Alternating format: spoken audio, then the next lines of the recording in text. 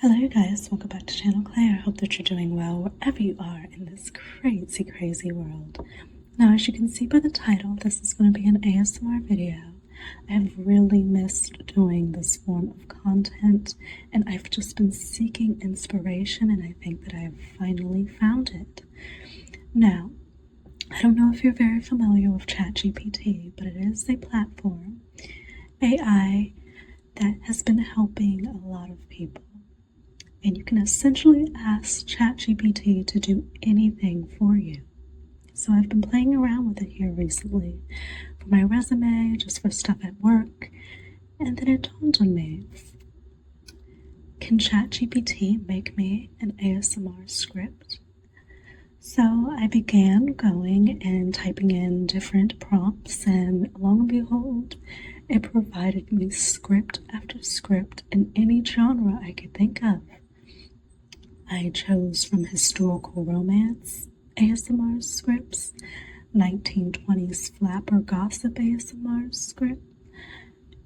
Anything you can think of, it will provide it for you. You can also select if you would like a long or short script. So it is such a useful platform. So if you are at all interested in using ChatGPT, it is very helpful in your daily life. Check it out. But for this purposes, in this ASMR video, we are using it for ASMR scripts. So, if you like these, feel free to give me suggestions in the comments of any ASMR scripts that come to mind. I will type it in and share it with you all. This first script is from the Regency era, entitled Whispers from the Drawing Room. Imagine yourself in a candlelit drawing room in Mayfair, London, 1812. You're nestled into a tucked chair, tea steaming beside you. Your dear friend has just returned from Lady Tillingford's ball, and the gossip is delicious. It begins.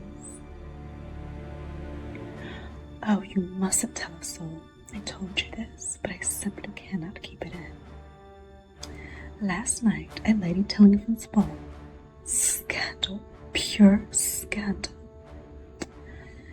Miss Eloise Fairborn was seen alone in the garden with none other than Lord Huxley at midnight, unchaperoned. Yes, unchaperoned, and her gloves were slightly askew. You know what that means. Her mother nearly fainted into the fountain when she found them, and Lord Huxley, he smirked, that rakish, knowing smirk that says it absolutely ruined her reputation, and I'd do it again. But that's not even the most shocking part. The Dowager Countess of Wexley was caught eavesdropping behind the orange trees, scribbling it all down. I believe she's compiling a private chronicle of society's most indecent moments. Imagine. I shouldn't say this, but rumor has it Mr. Ashcroft, the brooding one with the tragic past, has been visiting Miss Lavinia Montrose twice this week. Twice. And he only calls it dusk. Sort of gentleman keeps such mysterious hours. Unless, of course, he's hiding something. Do you suppose it's true that he's in love with her sister, the one who died under mysterious circumstances last season? It's all too delicious to bear. I must admit, I live for these little whispers. Anyway, I mustn't keep you, but if you hear anything about the Viscount and the opera singer, do be a dear and tell me first. This next script is from the 1920s, flapper style, entitled Champagne and Scandal, a Speakeasy Confessional. Imagine you're in the backroom powder lounge at a speakeasy in Manhattan, 1926. Jazz is leaking through the walls, and rouge-stained champagne glasses are surrounding you. You're lounging beside your most glamorous and gossipy friend. Doll, shut the door behind you, will you, and lock it. You don't want anyone hearing what I'm about to tell you. Sit. You look like you've been dying to hear the latest start, and believe me, sugar, I've got enough scandal to make your curls flat. So you remember Ruby LaRoe? Tall, red hair, legs for miles, and a laugh like a champagne cork popping? Well, she's been seen, yes, seen, leaving the Hotel Astoria at 3 in the morning with none other than Vincent Moretti. Yes, that Moretti, big shot bootlegger, runs half the gin racket in Hell's Kitchen, dangerous as sin and just as charming. They say he gave her a diamond bracelet the size of my patient's at a dry party. And honey, that party was dry in more ways than one. But listen, here's the kicker. Ruby was engaged to Reginald Crane, stockbroker, family money, boring as a paperweight. She gave him the ring back in a matchbook. No note, just the ring, and guess whose initials were scribbled on the inside?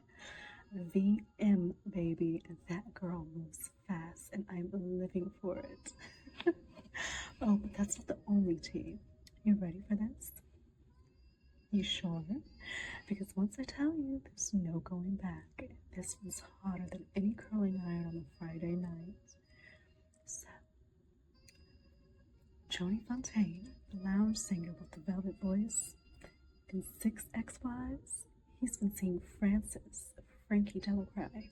You know, the one with the sharp bob and sharper tongue. They've been sneaking into the cellar after her last number. And let's just say, they aren't going down there for the prohibition-friendly refreshments, if you catch my drift. Last night, I caught them mid-smooch right behind the stage curtain. Her lipstick was all over his cheek. And the best part, her husband was sitting front row clapping. Poor guy, thought he was getting a private serenade. You know the city moves fast, baby. Real fast. One day, you're the bee's knees, and the next, you're old news. A girl's gotta have secrets to stay interesting. Scandal, style, and a pair of good heels.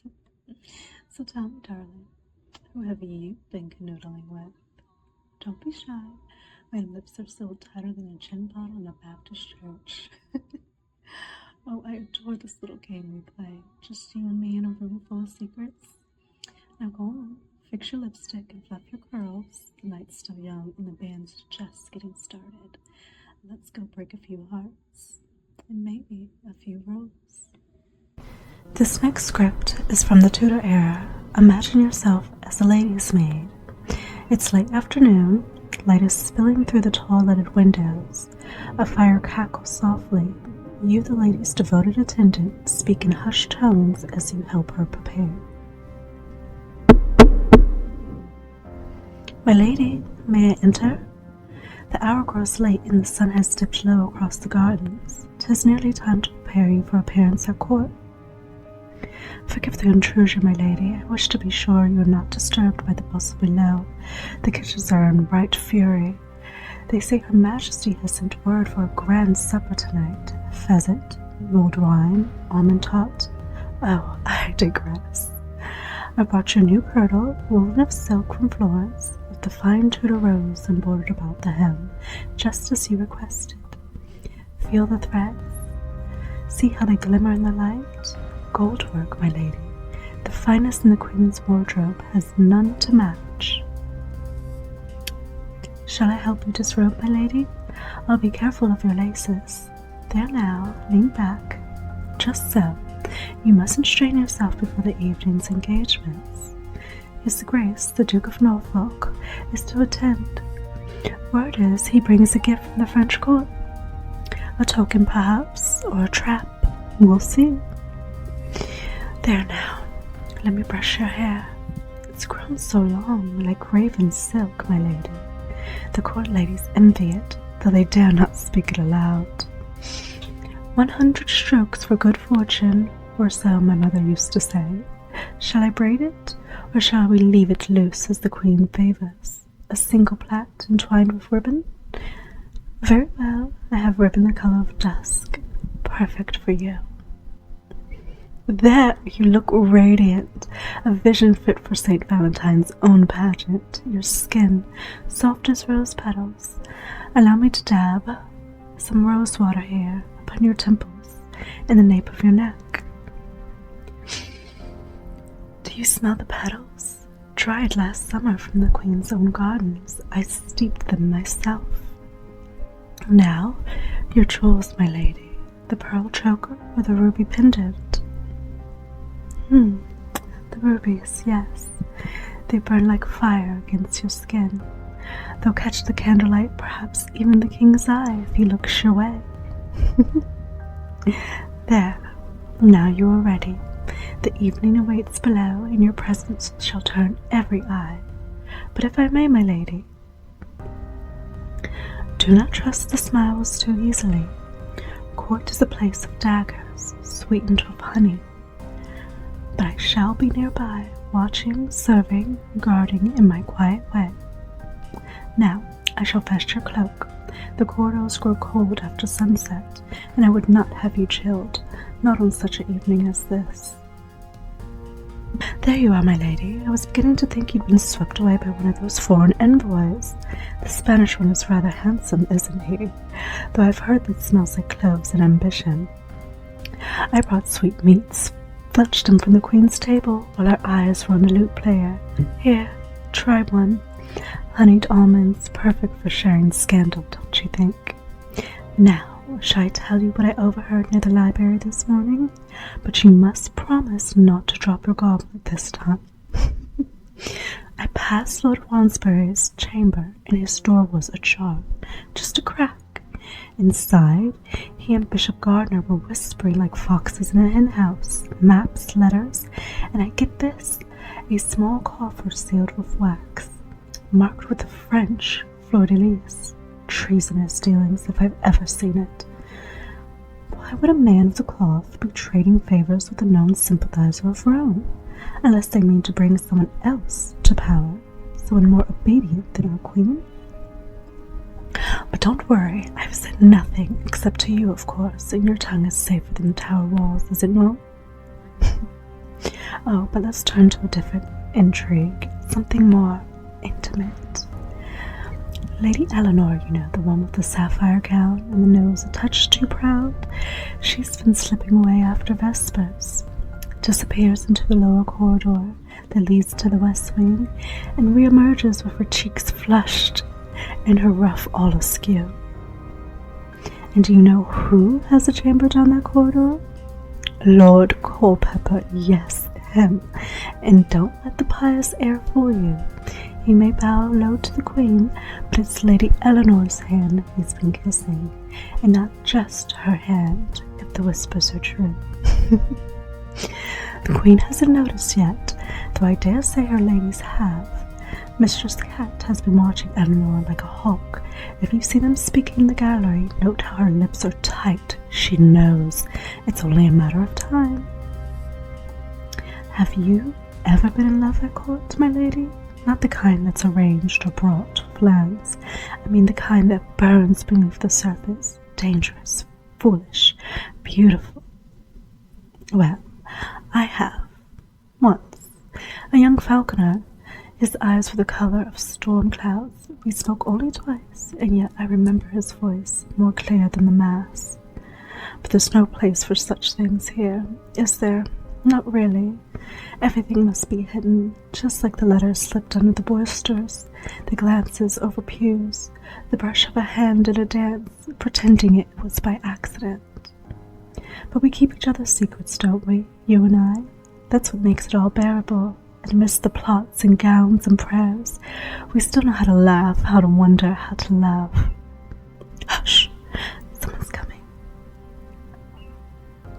It was just one of the guards, looking for wine or mischief of his own. Still, perhaps we should return. The Queen will soon retire, and you know how she dislikes empty chambers after dark. But tomorrow, meet me by the old tapestry at the Library of Clove. I've something even juicier to tell you about the King's astrologer, a missing sapphire ring, and a chambermaid who knows too much.